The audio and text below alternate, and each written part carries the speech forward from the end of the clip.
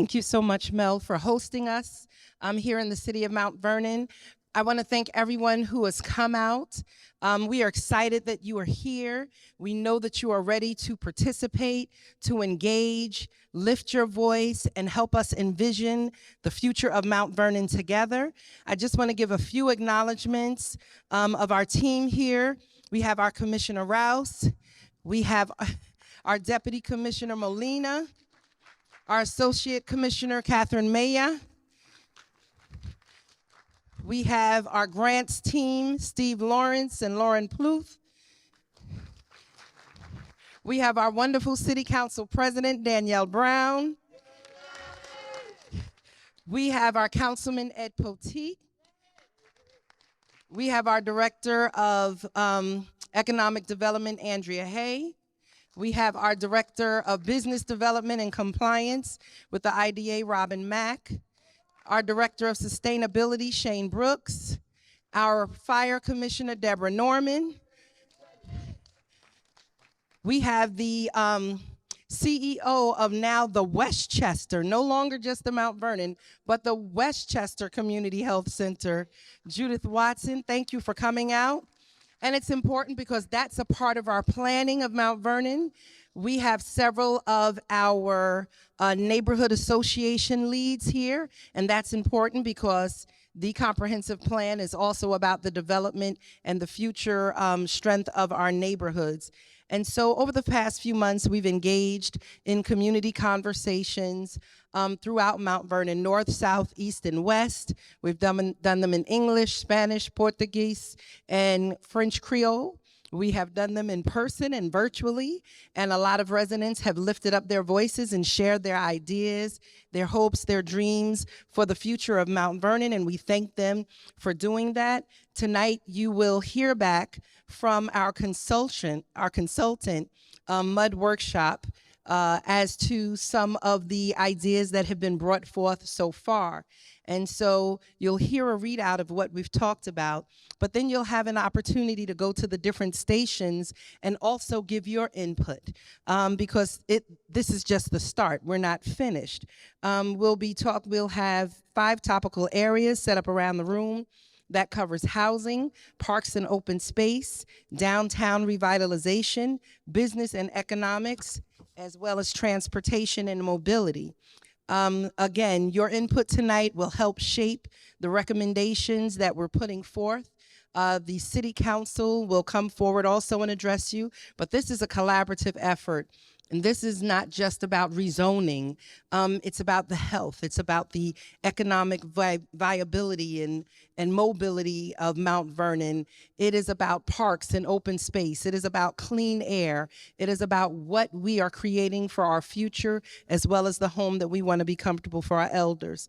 And so we want you to stay engaged, stay involved, and the next time bring a friend, tell them to get involved, because the more people we have giving their input into this process, the better it will be.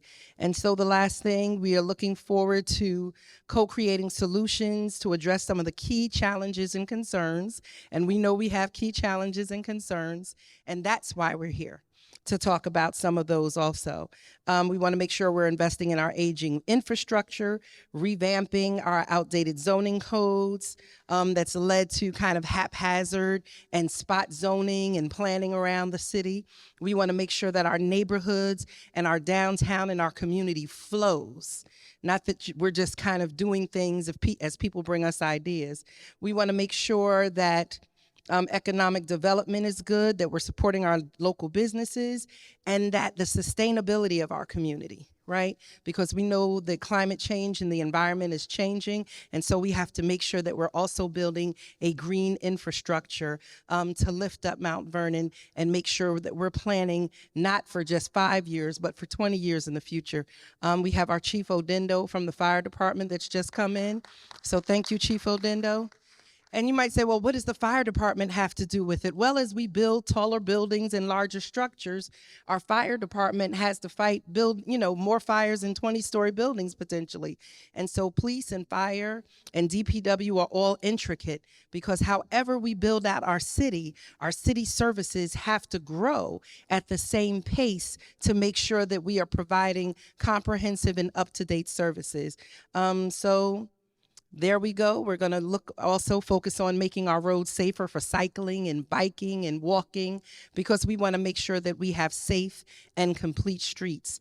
The most healthy and freest exercise that you could do is walking, right? And so we want to make sure that our streets and our light signals and our sidewalks and all of those things are conducive for everyone to be able to enjoy, live, work, and play and prosper in Mount Vernon. And with that said, I am calling on our wonderful City Council President, Ms. Danielle Brown, and our Councilman Ed Potay, because he is the chair of our Planning and Finance Committee also. Thank you. Good evening, Mount Vernon. Okay, good response. We're excited. We're excited that people are showing up. It was Ed. I'm sorry, y'all. We're excited that people came out, that there's, a few seats empty. Mount Vernon has been asking for change for a long time, and this is how the change comes about. So I'm excited to hear the input. I really came here as a resident to give my input as well. And I'm just excited for the change at Mount Vernon. So oftentimes we complain that we have to leave Mount Vernon to get the services or to do the things that we want to do. This is how we change that. This is how we make sure that Mount Vernon reflects the Mount Vernon that we all want it to look like. So I'm gonna hand it over to Ed, Councilman Poteet, so that he can give some thoughts, but I want to get into the work. So. Thank you. Good evening, everyone.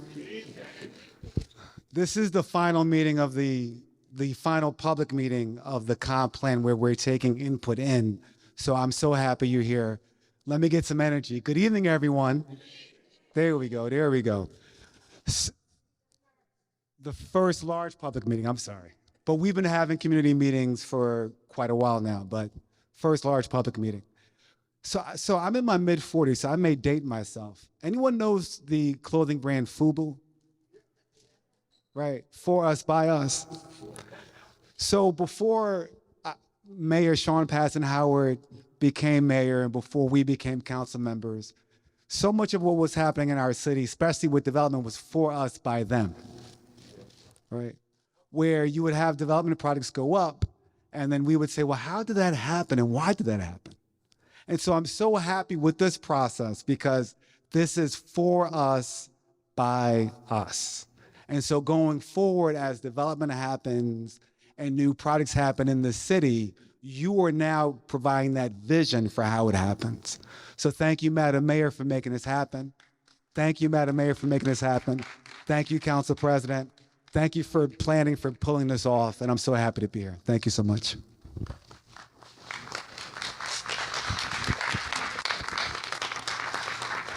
Thank you, council members. That sound you heard is just because they have such magnetic personalities that bounce off of one another. So that's just me being corny. So tonight is a special night because we are having a large public workshop. As I mentioned earlier, some faces are familiar. You might have participated in community conversations. You might be active in other areas of Mount Vernon and in other programs and events. But tonight we're working on, we have tables set up all around. They're going to be housed by our advisory committee members. We have over 40 advisory committee members represented through different neighborhoods throughout the city to help guide this process. And so some of them will be stationed at each table to help facilitate the conversation. We'll have planning staff also help facilitate it at the same time.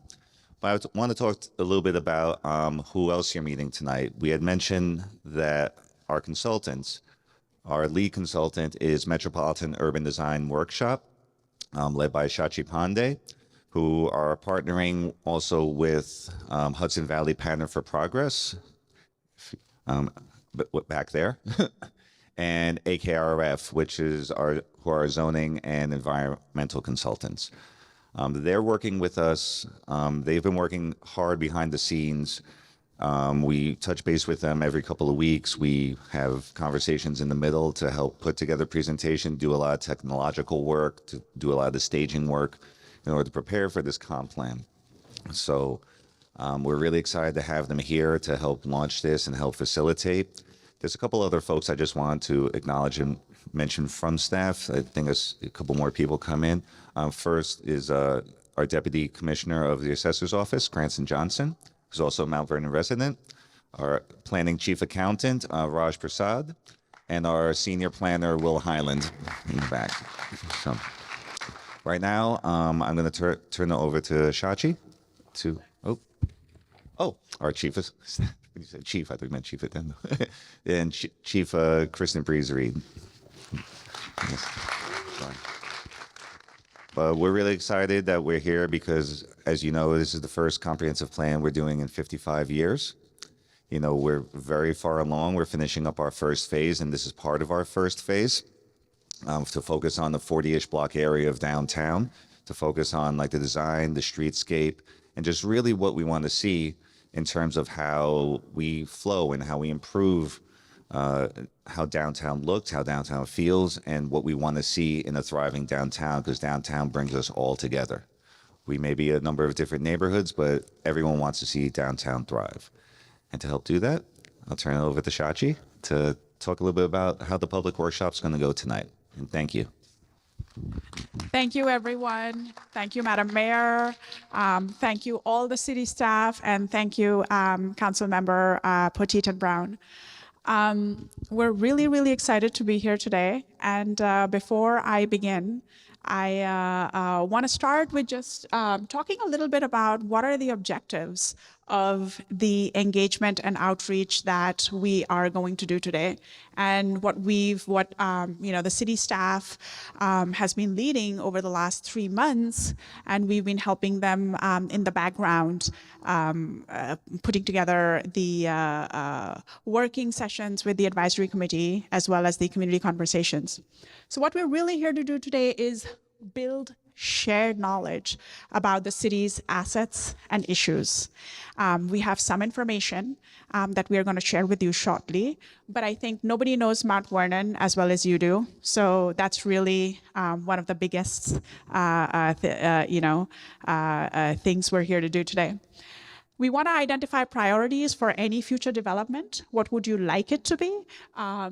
What would you like it to do for community development? What would you like it to do for you, and even for the look and the feel of the city? Then we want to define together a shared vision for the city's future over the next 10 years. Some of you interacted with that little word cloud at the entrance, and a lot of kids actually played with the crayons at the entrance. And I will say that for those who have taken the survey, thank you very much. Over 150 people have participated in the survey, and a vibrant downtown has been what everybody has almost everybody has selected that as one of their top priorities. But we are here to learn more tonight.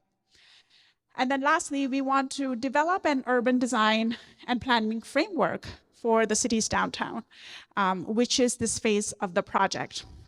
If you go to the next slide, the project timeline, we started working sometime in December and getting a lot of the kind of collecting data and doing a few site walkthroughs. There have been about 11 community conversations that all of you have participated in. We worked with the advisory committee. James just mentioned that there are over 40 members in the advisory committee, and we had 6 working sessions with them. We have spanning 5 topics, and all of those 5 topics, we're going to present to you what we learned through the community conversations, as well as from the advisory committee working sessions, and then invite you to fill in the holes a little bit more. So what we're going to do is we're going to keep working on that until sometime in June and July, where we'll finish our existing conditions analysis, again, building shared knowledge with all of you. And then we will dive simultaneously. We are working on a downtown urban design and development framework, which we hope to finalize sometime in the fall this year. Now, there are two parts to the comprehensive plan. One is the downtown plan, because it is overwhelmingly something that everybody's concerned about. And then there is the comprehensive plan for the entire city. There's some things that are not as place-based or not as physical, and are more policy-oriented, like zoning for the, say, everywhere in the city is a little bit outdated, not just in the downtown. Public realm, transportation, even outside of the downtown is a concern. So we will dive even deeper into those issues once we are done with the downtown revitalization. But today here, we are going to look at both the scales. The downtown revitalization scale as well as the city scale. So you do have the opportunity today to tell us about not just what you think your downtown is about, but definitely about your neighborhood as well as the city. So just to give you an overview of the trends and what we've heard, this is a quick snapshot, and we'll see that, and again, to just to recap, we've had 11 community conversations. We've had a total of 9 that were formatted as community conversations. One of those 11 was one business roundtable, and we had one at the school with kids. And then we've been interviewing with city agency leads. We've had 6 advisory committee sessions. The topics have been public and open space, mobility and transportation, downtown revitalization, housing and economic development. And we have stations for each one of those topics here today. And then lastly, thank you again. We have a survey. A number of you have taken the survey, but in case you haven't, it is on our website, envisionmtvernon.com. And as soon as you get there, it's on the landing page. So Mount Vernon, over the last 2 decades, how has the population evolved? What we've seen is that really the population has diversified even more than what it was. But the significant increase in the population has been those in the Hispanic and Latino population and the Asian population.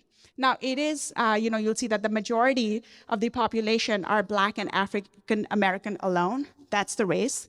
And the increase, almost 44% and 14% of the population growth has been in the Hispanic and Latino race and the Asian race. So that's something to keep in mind. If you go to the next slide, you'll see that if you look at the median income of the populations and how that has transformed and how it compares to, Westchester and the rest of New York State. And now here the maroon line here is Mount Vernon, and the yellow line that you see is Westchester County, and the gray line is New York State. The average income for the bottom 20% of the population has actually gone down over the last decade, which is keeping with the trend of the rest of the nation, unfortunately. And on an average, what is also a little bit concerning, and again, keeping in trend with the rest of the nation, is that the top 20% of the population makes almost double the amount of money that the fourth quintile, which is like, the population between 60 to 80 percent makes.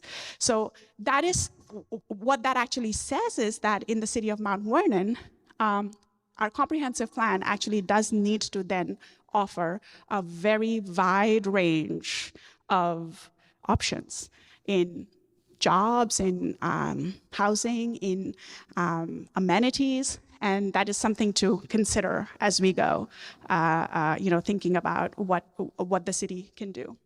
On the next slide, the housing characteristics. Now, it has been traditionally a city of homes, but we found that 61% of the homes are actually rented and not owned. So only 39% of the homes are owned. Now that's another, and to add to that, 60% of the housing stock is actually in quite old. It was built before the 1950s. If you compare it to the rest of Westchester, in Westchester, only about 40%, or to be exact, 38% of the housing is before the 1950s. So that actually does come with a lot of problems. So the housing stock is also something that is of concern. How do you upkeep that? How do you maintain it? Not only does it add to the look and feel of the city, but most importantly, the people who own it have to maintain it and pass it on, right? The predominant type of housing, I would say that a quarter of the stock is single family homes, and almost 40 to 45% of the homes are in multifamily buildings with 10 or more units. So there is a really good mix of single family and multifamily homes in Mount Vernon. And quickly to give you an overview of where people work, where are they employed? 10%, the top industries of businesses in the city are actually, other than, there's other services which is a combination of a number of services, but it's really retail and construction, as well as other establishments. So retail, 12% is what is really running the maximum number of businesses in the city. And where people work, people who are employed in the city of Mount Vernon, 12% are in construction, and 11% in educational services, 10% in retail, and 9% in healthcare and social assistance. So that's where people are working, as well as the composition of the businesses that exist in Mount Vernon. This is a really interesting thing, and I wanted to put this slide up because when we were doing our working sessions, and also when there were the community conversations, we saw a lot of people talking about shared working spaces, and we were wondering what's going on.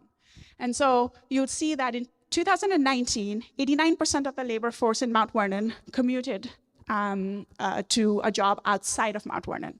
But that's really fallen after COVID. 85% of the people employed in Mount Vernon actually commute into the city from another, that's fallen down to 6% of people working from home, up from 3%, so that's doubled. First 3% people used to work from home, now it's 6%.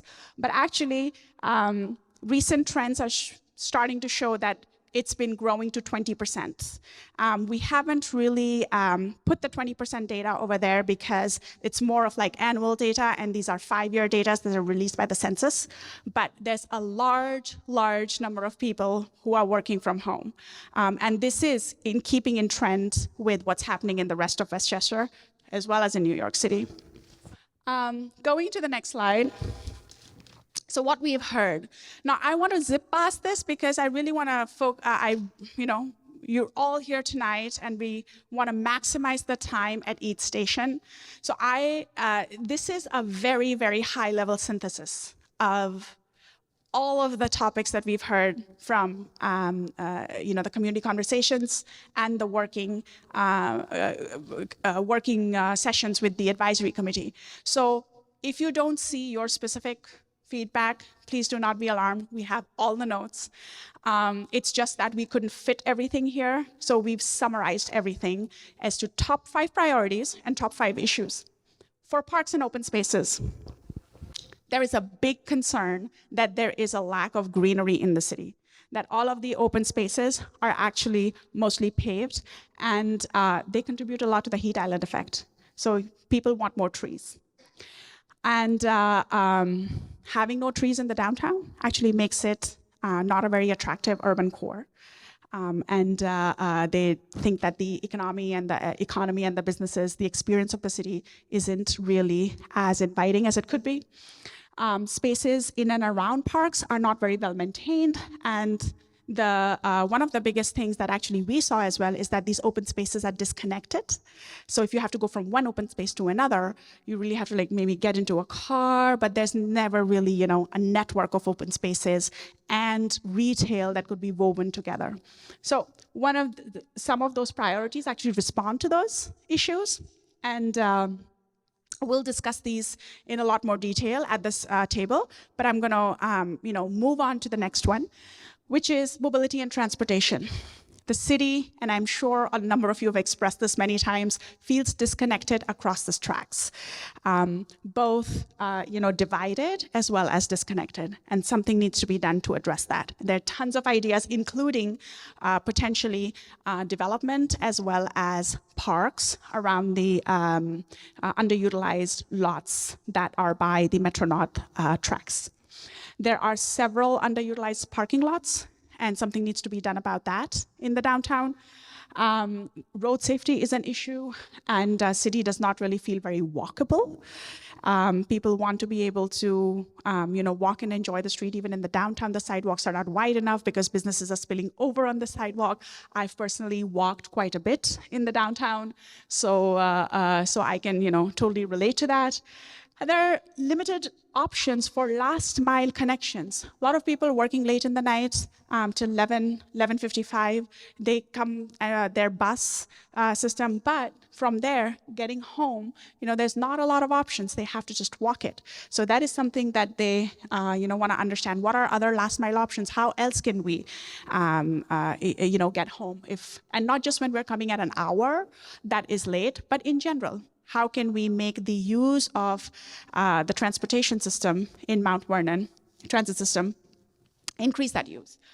Within the city, while Mount Vernon is probably one of the cities that has one of the best connections on Metro North, as well as the buses, within the city, moving around is not as, inside, going from one place to another, that's not actually very well resolved or in ample amount. So that's the other thing that we heard. On to the next slide. For housing, approximately 50% of the households are cost burden. It means that they're paying more than 30% of their incomes for housing costs. So that is a big concern. There is difficulty finding homes for larger homes and growing families, and finding them at an affordable cost. In general, there aren't really sufficient housing types for the different diversity, for the youth who maybe can't afford to live at other places, but they maybe can, live in Mount Vernon, but they need something affordable, starter for the $60,000 salary. How do they get that? That, as well as people who are not earning as much as the top 20%. And a lot of single-family homes are being converted into multifamily. So that's really posing a problem on the infrastructure because there hasn't been, permission.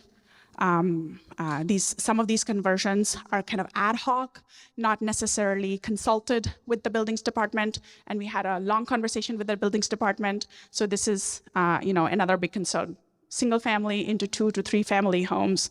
And that's definitely a big, big infrastructure problem. Businesses and economies, the life cycle of the businesses is getting shorter. And it's not just because of COVID-19, but it is also because of the pandemic, because it's an online retail world now. A lot of people are, really shopping online. And there's very, very limited support for existing businesses who want to come, and maybe that support exists, but they're not aware of it. That if I want to come and open a business here, where do I go? How do I start it, right?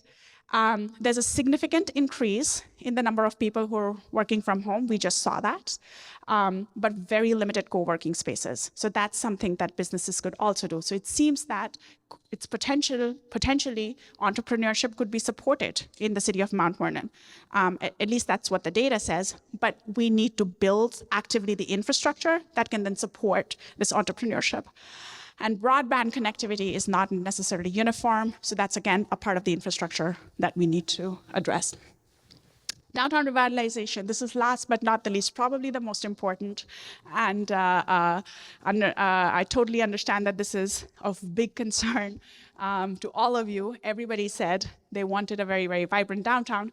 There's a really high vacancy rate. It's approximately 30% business vacancy rate. And we need to figure out what can we do because a lot of people think that it's bad even for the businesses that are there. It does not really, not very inviting. And then a lot of the things and a lot of the feedback that we got was really about the way downtown looks. It's not uniform. There isn't a look and feel, whether it is the public realm on the streetscapes or the trees or the storefronts. Can there be some type of uniformity? Not to say that you shouldn't be designing your storefront the way you want to, but at least some uniformity to give it the identity that, okay, this is Mount Vernon's downtown.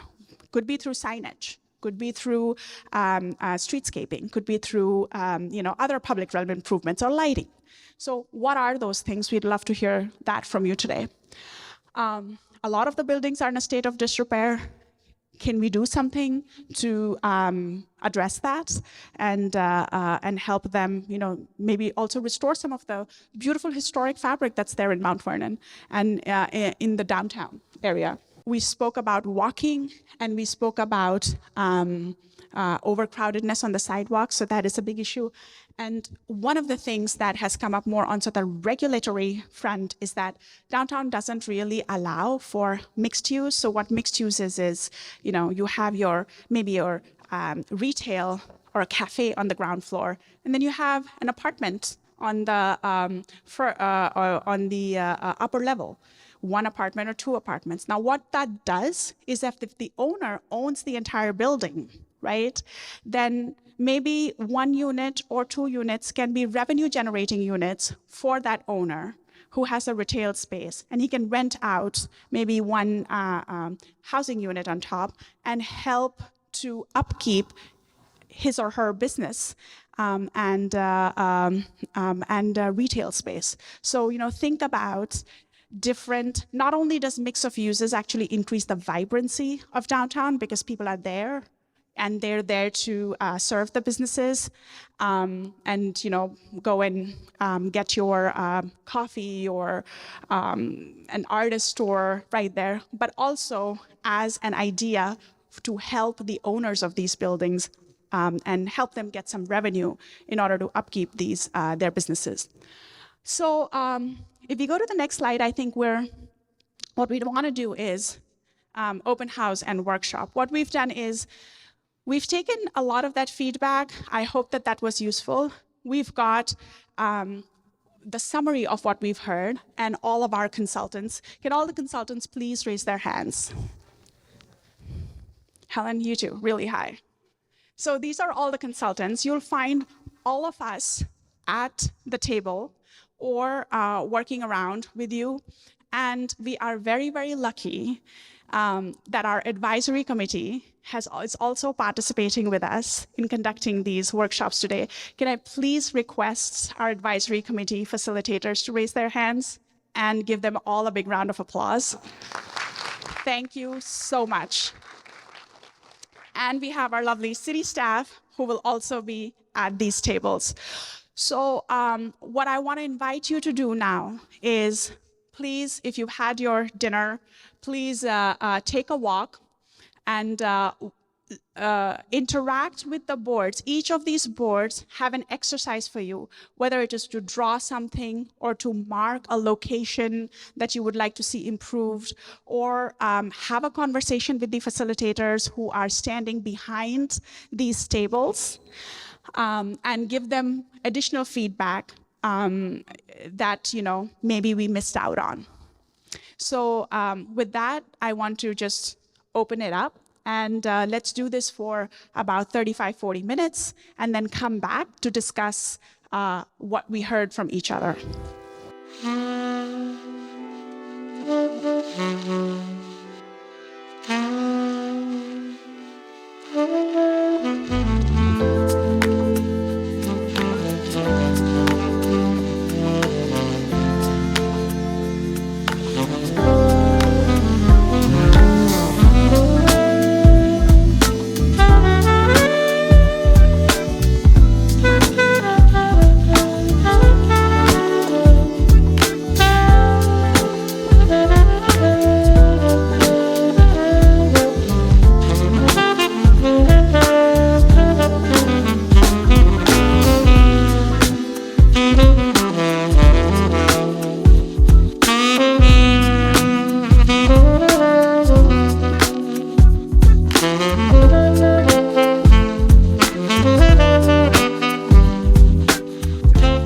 Just coalesce and summarize that the best we can. So, who wants to report back? Wendy? We're gonna tag team. Okay, I'll pass the mic. Okay, for business and economy, what businesses and industries does Mount Vernon want to see more of here? So it really comes down to a theme of people wanting more creative industries, such as film and film production, fashion, culinary arts, sit-down restaurants, more upscale restaurants. There's also a lifestyle theme with comedy, music, and brunch spots, entertainment spaces for adults and youth. Another theme is more tech industry, such as energy and solar power. And in general, what people want to see more of is kind of more upscale, lifestyle-oriented industries, light industry, tech industry, creative industries, and less dollar stores, storage spaces, and fast food. And I'm going to turn it over to Eric for... Hi, we had some great conversations over here at the business and economy table. We can't cover everything. I'm just going to go over some business challenges that we heard. So this is challenges that businesses are facing. So not enough customers to keep regular hours, which in turn leads to stores not being open predictably. A negative perception of the city that business owners have to overcome. A high cost for commercial spaces, so high leases. Too much of the same type of store downtown, and a lack of parking near downtown businesses. So that's just a quick summary of the challenges that business owners are facing. Thanks so much, Eric. So in a common thread, we all discussed how the city can better support businesses. And some of the common threads here are that the city can create programming or special events like festivals, beauty events that would increase opportunities for people to come into the city and increase its public relations and advertising what events the city has. They also shared that you'd like to encourage our business networks, our chambers of commerce, associations, and allow them to network with more businesses, provide reliable and clean energy options for businesses. We'd like to create some local hiring incentives that would help, as well as develop a business improvement district. And the last two on the list are to support affordable rental policies for people to be able to afford their business spaces and incentivizing locals to be able to start your own business if you live in Mount Vernon, to have policies that support owning a business in Mount Vernon. Thank you, Business and Economic Development. Now we're going to saunter over to the housing station and turn it over to Mr. Hanratty to talk about what was said tonight. Well, thank you so much. We had a lot of discussion at our table, but we're all over the place.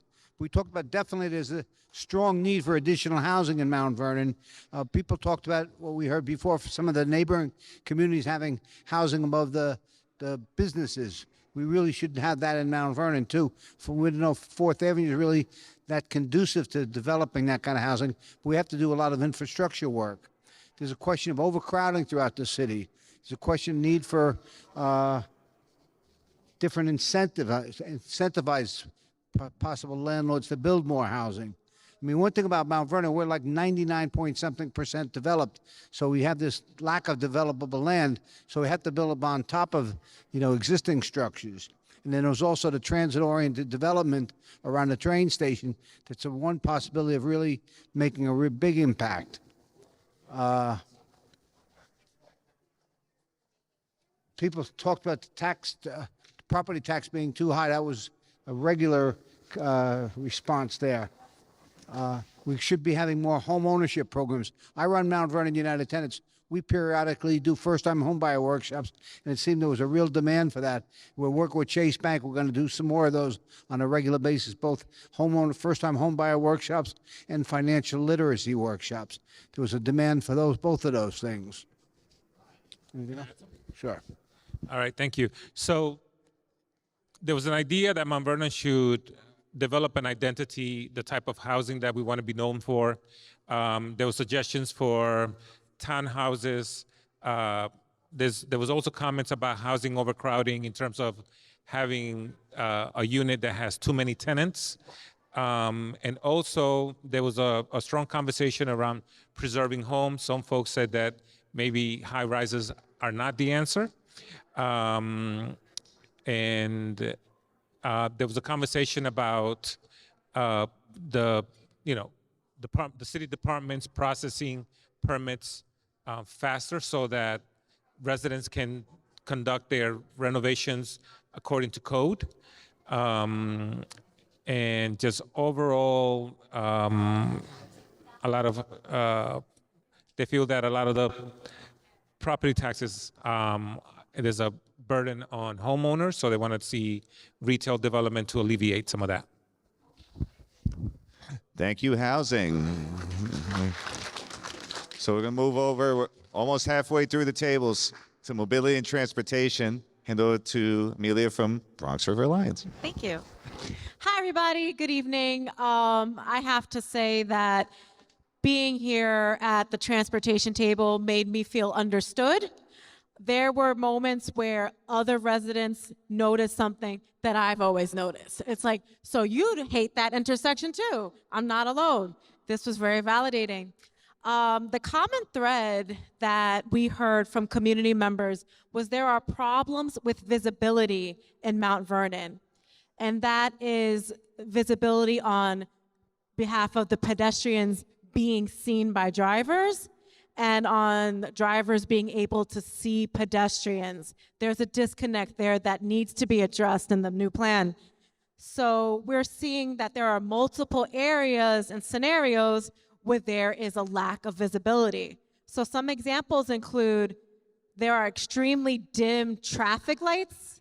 You can't tell if the light is red, green, or purple. There are large stretches of retail space where the businesses have those unsightly metal gates that roll down, so you can't see into the business, and it just makes the streetscape look unpleasant and unwelcoming. The parking garages, they are not attractive by any means. They are dark, they are dingy. The architecture does not lend itself to drivers and pedestrians being seen by people outside. So you don't want to park there because it doesn't feel safe. We're looking for sidewalk improvements. It's difficult for disabled residents to move around the city. For example, if a sidewalk is in a state of disrepair, a resident in a wheelchair has to navigate into the street, creating a dangerous situation for themselves as well as any drivers. Speed limit signs, they're hard to see. Along the border, we're seeing discrepancies with New York City and Mount Vernon. There's a New York City street limit sign, and then you move into Mount Vernon and it changes. And there's not a connection between those two areas. And then where speeding is a problem, we need speed bumps because people, they don't know how to act when they're coming down a hill. The street signs that are existing are in very poor condition. They're broken, they're faded. They're on the ground too low. It's hard to see. And people want a sense of security. They want to know that they are being seen while they are moving around the city. Thank you. Thank you. Gabriella, do you want to? Hi, I'm Gabriella from Mud Workshop, and I'm just going to highlight a few of the comments that came up. Amelia covered most of it, but a lot of these comments pertain to the lack of traffic lights, speed bumps, stop signs, and pedestrian crosswalks, which is not only a danger for vehicles, but also pedestrians because walkers are relying on these vehicular signs. Another thing that came up is sidewalk safety. A lot of them are very bumpy, not accessible for wheelchairs, as well as street lighting and additional bus stops for the last mile travel. And then an interesting comment that came up that I think not many people talked about was alternate side parking and how some sides don't match others, so it causes issues for residents. As well as in winter, there aren't saltings before it snows, which also causes a lot of issues for residents that rely on street parking. Yeah. Yeah. Thank you, Gabriella. Now we're going to talk about how we're going to even beautify our parks and open space even more. Hi, hello, I'm Marlene. I've been overseeing the map here, and people have been eager doing their scribbles. Okay. The people use our parks. We have walkers, we have bikers, but I noted that there is this yearning for them to have the parks more accessible and connected, such as this area having a walkway to Memorial Field, or Hunts Wood being within the walking reach of Hartley Park. And that there are large gaps in our city where there is nothing, and that is regretful. Hello, everybody.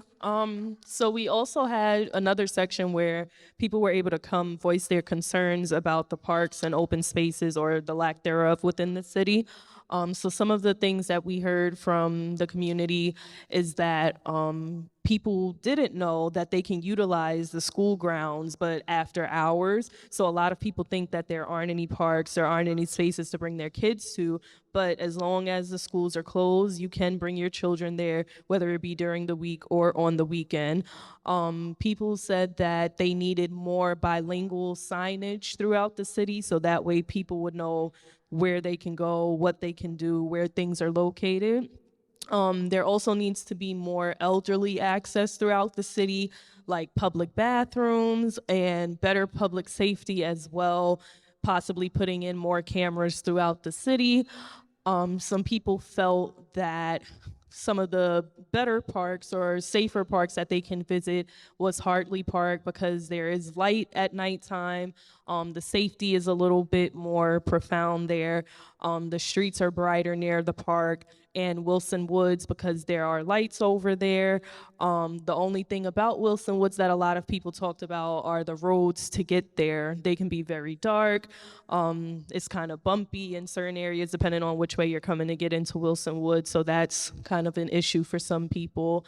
That's pretty much it for parks and open spaces. Thank you. And definitely not least, because we're here for phase one, which focuses on downtown. So turn it over to Erica for downtown revitalization. Thank you so much, James. So downtown revitalization, a huge section for us tonight. I'm going to do a Van and White presentation here. So for our first section, we have, as far as neighborhoods and buildings around the downtown area, are they connected? Do residents there feel like they can get to our downtown area easily? Do they feel that a lot of residents said that they would prefer to have buildings located around the train track area, so for less parking. Also, they wanted, huge thing, storefronts, the gates that come down over the storefronts to have more uniform, a presentable look to them as well. Also to They needed more, they would like to have more walkability spaces, spaces that if you're in a neighborhood that's in the northern part or the most southern part of Mount Vernon, how accessible is it for you to get to the downtown area? Are the streets, like section right here mentioned, are the streets, are the lighting well, sidewalk, things like that? So this was for the first section. Our second section for the downtown revitalization, 3 types of streets. First one, green streets. As none of us have been in Manhattan, we have those streets where the middle part, it's almost like a mini park, lots of trees, grass, greenery, things like that. Second one, multimodal. Multimodal, we have you can have the green space with trees, and also you have bike space, walking space, parts that more pedestrians would like to go to. Third space, we have pedestrian streets, streets that might be a little bit smaller, but we can close to have families gather. You can have to have outside eateries, things like that. So here on the map, we asked for residents to identify spaces that they would like to have multimodal area, green space, and also pedestrian areas. A lot of spaces from what we can see. We also had a great suggestion to have like a Beltline High Line area over the train tracks where you have that space above it where it's like a green space, can be a park space over the train tracks, which would be very beneficial. We have a lot of folks mostly wanted the pedestrian area to be along the Metro North train track area. For the multimodal, which we have right here, where it's a mix, where we can have bike space, a lot of residents suggested going down Gramerton, stopping at the train station, and then that east side of First Street going towards Fulton. They suggested for the west side of First Street going towards the Bronx area to be pedestrian space. A lot of residents wanted that main part of 4th Avenue between 1st and 2nd Street for pedestrian space, because it's pretty, a lot of times a lot of us go down there, the street's a little bit narrower, but we'll see how that goes. Now this last part, Peter, were you gonna do this? Sure, thank you. So this last part, we got a lot of different comments, and this is kind of like a little bit of everything here. We had some comments about the boundary of downtown. Where did you see downtown? And so it's a little hard to see with the lighter green, but we had a lot of different ideas, right? Some said, let's expand out West First a little bit. Some said, let's go up on Lincoln Avenue. But there was this strong feeling that somehow connecting the downtown to Hartley Park and having that kind of be considered part of downtown might be beneficial. And then, like Erica, there were a lot of comments about the railroad tracks and how it could be bridged. We even had an illustration, very thoughtful illustration showing how that could be done, as well as respecting some of the historic areas and the historic architecture that were identified in various neighborhoods and blocks. So there was a lot of really good information. A lot of this kind of dovetails with what Erica was saying. This is kind of some more of the details, and this is kind of where it was. So I think a lot of good stuff here to take home. So I'll turn it back over to James, or I'm going to turn it over to James. Thank you, everyone. I hope everyone found that to be as fantastic as I did. Did you? Yeah. All right. I'm glad there's still some energy after 2 hours of walking around and sharing your ideas. I know it can be exhausting, talking for so long, listening, and then interacting. But as we mentioned earlier, this is our first public workshop. It's part of phase 1. In total, there's going to be 4 public workshops throughout this process. There's going to be another opportunity for this phase 1, which is focusing on the 40-ish block area of downtown, to share your thoughts and ideas like this. Our goal and our hope, and what we're aiming for, is that we'll have a draft of the first phase of the comprehensive plan by the end of summer. And we're going to take that for City Council to consider and adopt, and then starting to get to work. But in order to do that, we need to keep all of you involved. We have a survey. We would like for you to take the survey. It's available on our website, envisionmtvernon.com, envisionmountvernon.com. If you have not visited the website yet, please do. Or you can reach out to our office, for any questions and comments you have. If you need a paper copy of it, we're happy to provide a paper copy of it as well, because, you know, we need to hear from everyone, and everyone has different types of access, and we want to be able to provide the best access that we can. So our second public workshop will be on June 29th, location to be determined, but we will keep you informed. Please check the website. Please reach out to our office. And, you know, I just want to give a big thanks to the Boys and Girls Club, first and foremost, for hosting us. This has been fantastic. Thanks to our mayor, Sean Patterson Howard, for attending and staying the whole time with us as a resident. And, you know, thanks to our consultants, Mud Workshop, Patterns for Progress, AKRF, as well as the staff here, and actually most importantly, all of you, because this is a community-led process. One thing I've been saying at every single community conversation is that, yes, we are facilitating these conversations, we are facilitating these workshops in this process, but we can only be successful through your guidance. It is not ours to determine, it's for all of y'all to determine. And then we do the hard work of putting it together, representing it to you, telling us what we did right and wrong, and then fixing it up so it's something that Mount Vernonites can be proud of and can use as a guide for the next 10 years and can be a template for the next one that the city will do 10 years from now. So, yes, and I forgot to mention, give a big round of applause to our advisory committee members, particularly those who helped out tonight. This is a volunteer effort. I want to emphasize that. Volunteer effort, people taking time out of their own day to help out because they care about the city. They care about not only what happens to it, but how we grow and how we work together and collaborate, which is a word that I'm emphasizing. You know, we all have individual ideas of what Mount Vernon should be, but when we share those ideas, don't look at it as you're compromising, look at it as you're collaborating. And we're taking the best of what we all have to bring to create a true vision and a true identity for your city.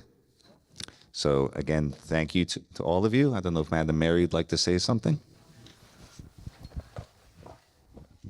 Thank you again to everyone who came out. And as Commissioner Rouse said, this process is about all of you. It's not about the team of the city. It is about the residents and the stakeholders of Mount Vernon.